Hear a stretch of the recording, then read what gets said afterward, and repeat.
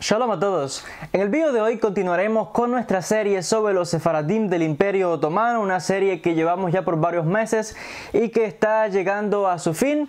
Vamos a entrar en una etapa, la época de modernidad, a la que la comunidad sefaradí del Imperio Otomano tiene o tuvo que enfrentarse en su momento, y es el hecho de que para mediados del siglo XIX la comunidad sefaradí estaba entrando en un periodo de decadencia, no espiritualmente como ya hemos visto en videos anteriores, y de que en su momento la comunidad se recuperó de los diferentes falsos mesías y otros acontecimientos que ocurrieron en la comunidad y los diferentes desilusiones espirituales dentro de la comunidad. De ello se recuperó, pero debido a factores externos como la desintegración y decadencia del Imperio Otomano, causó por supuesto también una disminución considerable de la posición y del estatus de los judíos en el Imperio Otomano. Económicamente, financieramente, la comunidad estaba pasando por momentos difíciles. Y teniendo esto presente, a pesar de las diferentes circunstancias económicas difíciles, la comunidad mantuvo su espíritu altivo y de orgullo de ser yehudí, de ser sefaradí. Pero como es todo este contexto de cambios políticos, por supuesto afectó grandemente a Turquía en especial, y es el hecho de que no solamente la situación fue difícil para los judíos, sino también para los musulmanes y para los cristianos en general. Las diferentes comunidades que había por todo el Imperio Otomano, todos estos cambios políticos, económicos, sociales, militares, realmente aceleraron la desintegración de este gran imperio. Cuando Mahmud II llegó a ser sultán en el año 1808, inició una serie de reformas para fortalecer el poder central del gobierno y de mejorar las condiciones de las personas. Y es que aquí también el Imperio Otomano, encabezado por Turquía, pues entraba en una época, en una etapa de modernización, el mundo moderno. Por lo tanto, sus habitantes también tenían que enfrentarse a este mundo que se abría que ya había por supuesto despertado en Europa en la época, y por supuesto en los futuros años con la época del Renacimiento, etcétera, y que ahora estaba también llegando a las fronteras del Imperio Otomano. En el año 1826 el sultán Mahmud II disolvió una orden militar muy importante, que era la orden de los janisarios, una guardia militar muy importante, que eran más bien tradicionalistas y que se negaban a la modernización de la sociedad otomana. Y con la disolución de los janisarios, esta fuerza militar importante, pues ya no había obstáculo para que el país y que el imperio se modernizase y estuviera a la par del mundo occidental, de las grandes potencias europeas. A este respecto, durante un periodo de 1839 a 1876, pues hubieron reformas significativas y muy importantes por todo el Imperio Otomano.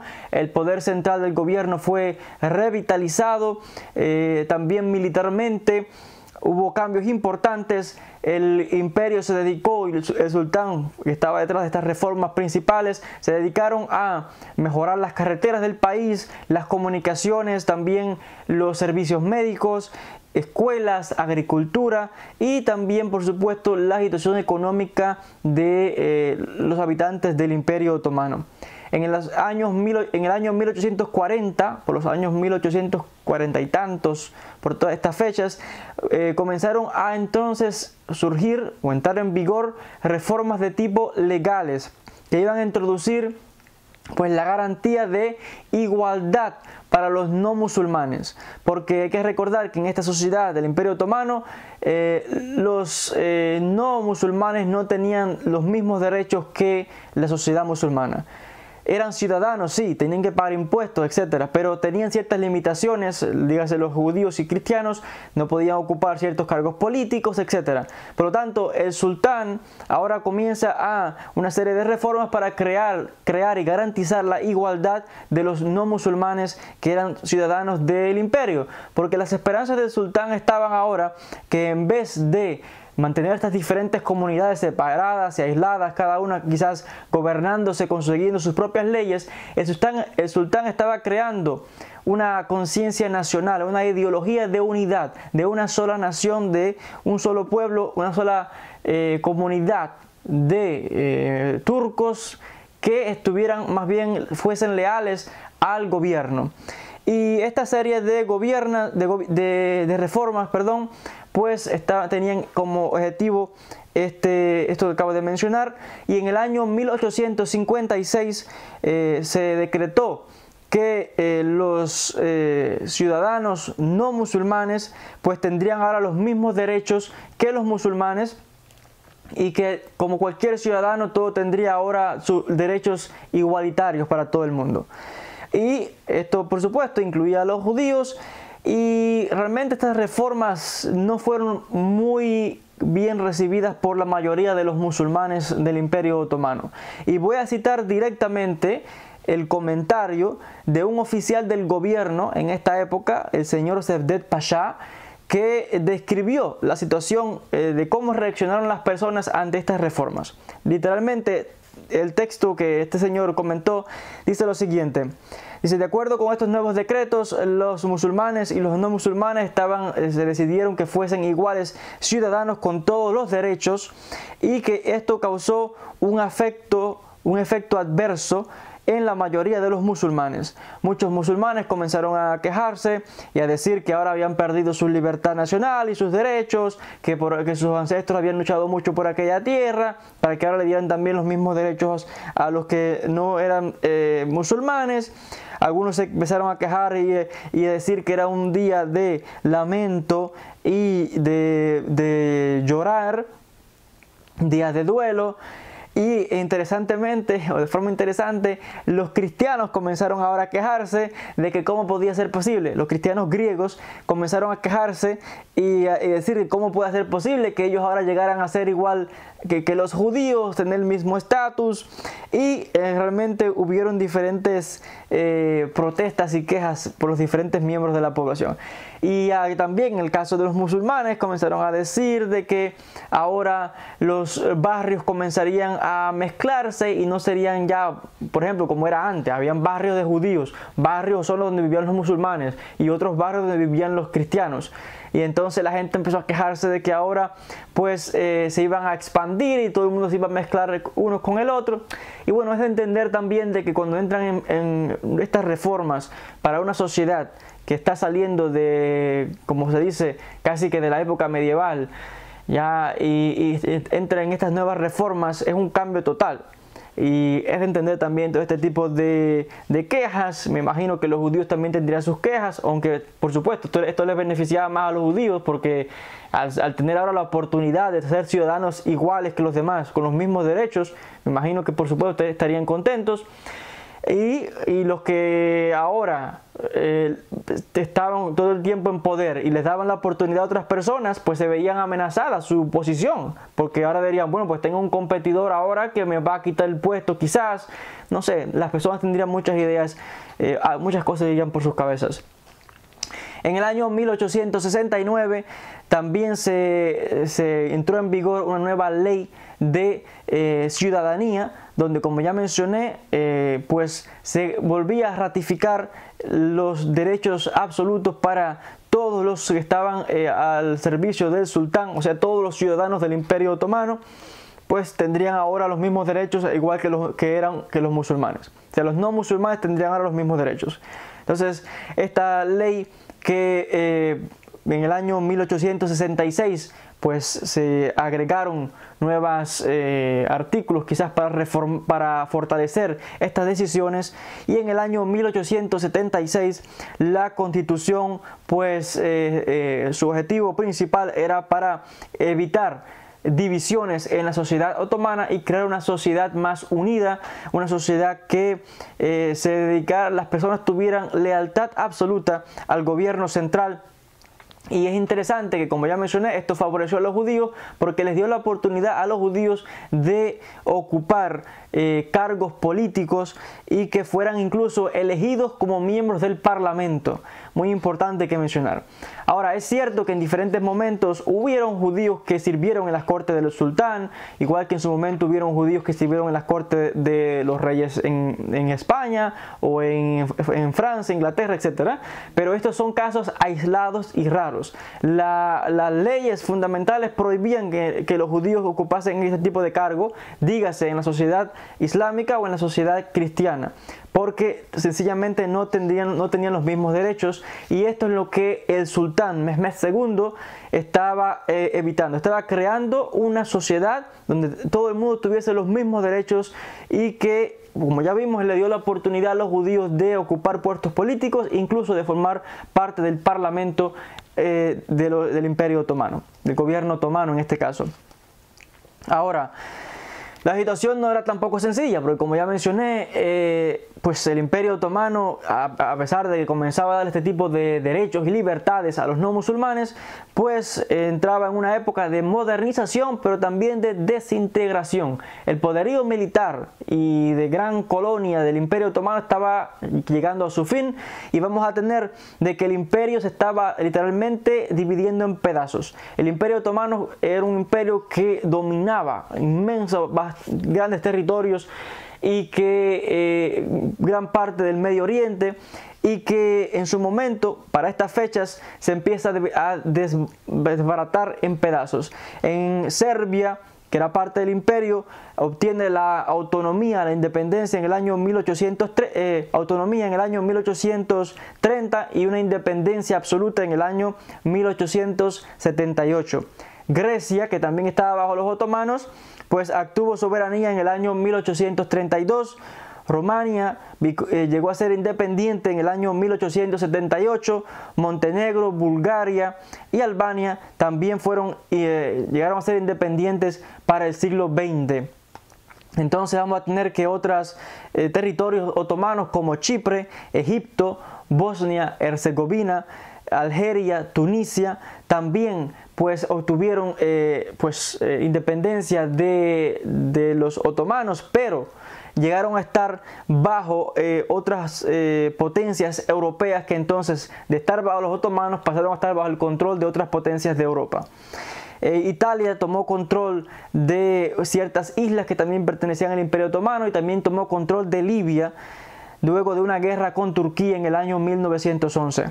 Entonces vemos que todo este cambio militar, donde el Imperio Otomano se fue rompiendo en pedazos y cada uno de esos territorios fueron llegando a ser independientes, y que los judíos, que entre comillas estaban en una sociedad que era un poco más tolerante y moderada para con ellos, de repente en esos territorios que tuvieron independencia del Imperio Otomano, llegaron a estar los judíos como ciudadanos de segunda clase bajo los cristianos, porque obtuvieron independencia, y esas son naciones que ya llegaron a ser cristianas. Hay que recordar que estos son territorios que en realidad no eran del Imperio Otomano. El Imperio Otomano era una potencia, un gran imperio, como los demás imperios del pasado, que fueron por diferentes territorios conquistando y sometiendo a la gente. Y así estuvieron por casi 500 años con sus territorios sometidos, y las personas, por supuesto, en su momento llegan a obtener la independencia. Antes de todo esto, la mayoría de todos estos territorios eran territorios cristianos, y principalmente bajo los bizantinos, hasta que llegaron los turcos y conquistaron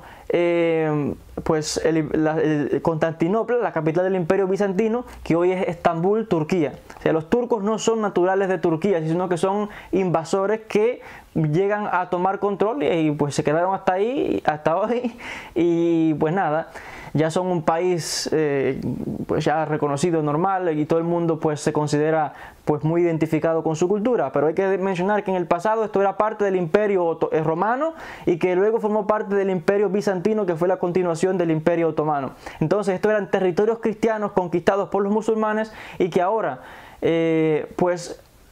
al desboronarse, al separarse del Imperio Otomano, pues obtuvieron independencia y volvieron a ser territorios cristianos. Entonces tenemos a los judíos que estaban en estos territorios, que ahora se encontraban bajo el control o el dominio cristiano, llegando a ser ciudadanos de, pues, como una minoría, segunda categoría.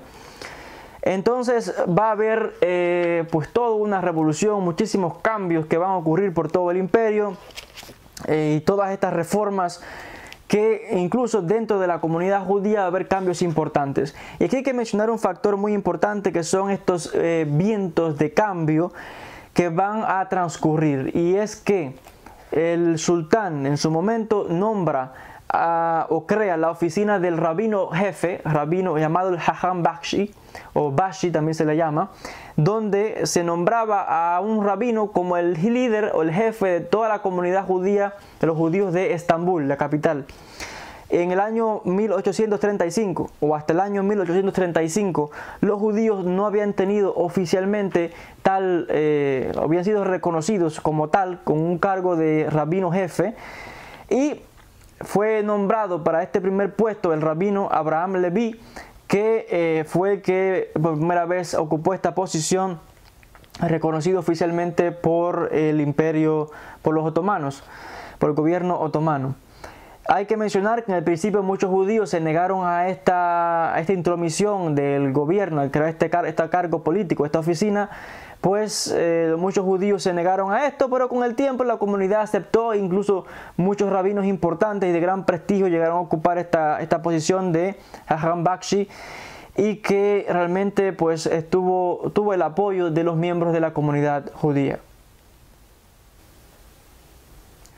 Ahora, para el año 1864, otras comunidades del territorio otomano también introdujeron esta oficina de Hajam Bakshi y de rabino jefe, pero en realidad estas demás oficinas que representaban a la comunidad judía frente al gobierno, en realidad estaban sometidas o estaban bajo la dirección, utilizando mejor esta palabra, estaban bajo la dirección del gran rabino de Estambul, que era la capital del imperio. Vamos a tener de que en el año 1909, luego de la revolución de los jóvenes turcos, el rabino Rabbi Haim Nahum pues se le dio el cargo de rabino jefe de todos los judíos de la capital y también de los estados o territorios dependientes del gobierno y de todos los judíos residentes en tierras del imperio otomano. Esta posición la ocupó, estuvo en este cargo hasta el año 1920, y que fue el único rabino que ocupó este cargo. Muy importante mencionar este aspecto. Ahora, los judíos, como ya mencioné, ganaron pues cargos políticos y una posición importante en el establecimiento en el gobierno, especialmente con esta nueva oficina creada por el gobierno de rabino jefe o Hajam Bakshi. Hay que mencionar también de que otros cambios de modernidad fueron introducidos a los sefaradim de Turquía por otros judíos que en su momento se habían trasladado al Imperio Otomano. Son los judíos de Italia. Estos judíos de Italia, que los judíos turcos les llamaban los francos, venían realmente de unas familias muy poderosas y muy acomodadas, entre ellas las familias Comondo, la familia Alatini, la familia Fernández, la familia Modiano y la familia Morpurgo. Estas eran familias de judíos italianos muy importantes, y que hago una distinción aquí: los judíos de Italia, hay diferentes opiniones, pero generalmente son también considerados judíos sefardíes. ¿Por qué? Porque luego de la expulsión y mucho antes, gran oleadas de judíos luego de la expulsión se marchan a Italia, y los sefaradim que llegan allí de Portugal y de España se mezclan con las comunidades locales y también crean comunidades nuevas. Por lo tanto, pues los sefaradim que llegan pues van ahora a dominar mayormente la sociedad en Italia, y por lo tanto se considera a los judíos italianos como sefardíes también. Hay quienes no están de acuerdo con esta opinión, pero generalmente sí se consideran sefardíes. Además de mencionar de que en su momento territorios importantes de Italia estaban bajo el control de España. El rey de España era también soberano sobre muchos territorios de Italia. Por lo tanto, los italianos de allí eran como españoles, porque a ser españoles llegaban a ser sefardíes. Ahora, menciono esto como un dato pues interesante. Ahora, a este respecto, estos judíos italianos que en su momento venían de familias italianas ricas y acomodadas, que habían llegado al Imperio Otomano durante el siglo XVII y siglo XVIII, pues eran grandes comerciantes y se veían a sí mismos no como turcos, sino se veían como una élite de judíos italianos, comerciantes importantes, de prestigio y de alta alcurnia. Entonces vamos a tener de que estos judíos van a jugar un papel importante en modernizar la sociedad otomana, en especial la comunidad judía. Son judíos que tienen capital suficiente como para crear escuelas y para crear oportunidades y para introducir modernización dentro de las comunidades sefardíes a las que ellos veían como sociedades arcaicas que estaban apegados muy a lo antiguo y había que modernizarlas. Estos judíos italianos estaban pues influenciados por el movimiento de la Haskalah o este renacimiento dentro del judaísmo, donde estos aires de modernidad era lo que estaba a la moda, si podíamos usar la expresión. Y estos judíos italianos de clase y de prestigio, pues querían que toda la comunidad sefardí en general tuviese tal estatus social y que recuperase aquella esplendor que en el pasado.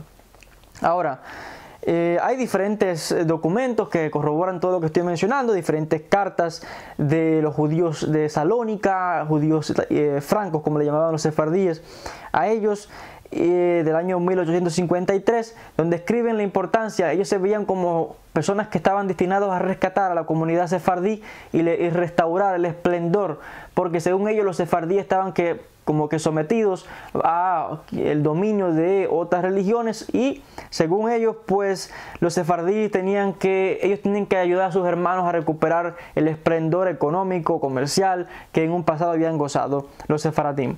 Y una persona muy importante aquí de estos judíos italianos, francos como les llamaban, fue el conde Abraham Camondo. El conde Abraham Camondo había llegado a Estambul de Venecia y se había sentado allí con su familia. Y cuentan la historia que en el año 1854 él estuvo detrás de la creación de una nueva escuela en Estambul que enseñaba, entre otras cosas, turco, hebreo, italiano y francés. Y esto es un cambio importante porque no era como las escuelas judías antiguas que solamente enseñaban hebreo y judeo español. Ahora pues es una escuela que se distingue porque enseña muchísimos idiomas además. Esto crea diferentes cambios y muchos rabinos tradicionalistas apegados a la tradición pues se niegan a este tipo de cambios porque según ellos esta escuela pues tan moderna estaba alejando a los judíos de la observancia y de diferentes y del apego a la tradición y a la observancia de nuestras costumbres. Surgió todo un problema y una cuestión aquí entre el conde Abraham Camondo y un rabino llamado Yitzhak Akrish, que se opuso a este tipo de escuelas que eran muy modernas y que no había casi que religión en un principio o enseñanzas religiosas. Y este rabino incluso fue al punto de prohibir a la gente, a las familias que no enviaran niños a estas escuelas. Incluso fue personalmente a hablar con el conde Abraham Camondo. E incluso parece que el conde pues al no ceder a las presiones del rabino, el rabino le excomunicó. Y el conde pues respondió de vuelta mandando a que echaran en prisión al rabino. Echaron en prisión al rabino Akrish y allí pues estuvo por cierto tiempo, al parecer por solamente un corto periodo de tiempo, porque los judíos se lanzaron a las calles, masas de judíos, miles de judíos protestando para que liberasen al rabino Akrish, y el sultán pues liberó finalmente al rabino debido a la presión de las masas. Entonces estamos viendo aquí que hubo todo un conflicto interno dentro de la comunidad, judíos importantes contra rabinos y un cambio tremendo. Al final los que estaban del lado del rabino y los que estaban del lado del conde pues llegaron a un acuerdo y dijeron: vale, mantenemos la escuela, pero vamos a asegurarnos de que lo que enseñamos también sea contenido de educación judía y de valores tradicionales, e incluso introdujeron varios rabinos para que fuesen maestros y se asegurasen de que la educación estuviera de acuerdo con las normas religiosas. Ahora, todos estos cambios, hay que mencionar que por supuesto que trajeron mucha revitalización dentro de la comunidad judía y se comenzaron a percibir por primera vez los cambios o el florecimiento de esta renovación que estaba tomando lugar, no solamente en el Imperio Otomano, sino dentro de la comunidad sefardí. La nueva etapa, la época de la modernización, estaba llegando a las puertas de la comunidad de sefardíes en el Imperio Otomano. Bezrat Hashem, en un próximo vídeo vamos a continuar con este tema porque otra vez estamos llegando al final del estudio de este magnífico libro y estamos ya en esta época moderna, estamos ya por el año 1902 con la introducción, estos cambios dentro de la comunidad sefardí. Hasta aquí el vídeo de hoy, gracias a todos por la atención y nos veremos en un próximo encuentro. Shalom y bendiciones para todos.